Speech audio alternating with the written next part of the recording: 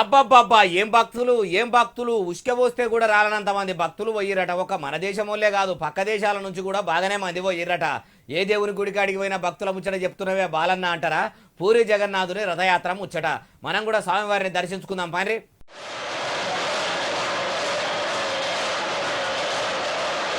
ఆషాఢమాసం శుక్లపక్షం ద్వితీయ తిథి నాడు ఒడిశాలో ఉన్న పూరి పట్టణంలో జగన్నాథుని రథయాత్ర సురువైతుంది కదా. ప్రతి ఏడాది ఈ పండుగను జోరుదారుగా చేస్తారు. దేశమే కాదు ప్రపంచ దేశాల నుంచి భక్తులు కూడా బాగానే వస్తారు. అయితే రథాలను మంచిగా తయారు చేసి దేవుళ్లను తీసుకొచ్చి ఇట్లా ఊరేగిచ్చిర్రు. ఒడిశా ప్రభుత్వంలో నడిపిస్తున్న ముఖ్యమంత్రి మోహన్ చంద్ర సారు భక్తులు ఎట్లొస్తున్నారో చూస్తున్నారు కదా.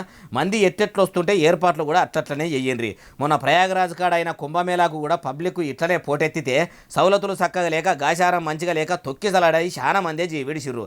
ఇంకా చాలా మందికి దెబ్బలు తాకినాయి. రామేశ్వరం పోయినా శరేశ్వరం తప్పలేదన్నట్టు కాకుండా చక్కదనంగా ఏర్పాట్లు చూడుండ్రి సార్ అంటుర్రు ఏ ముచ్చటిన్నోళ్ళు.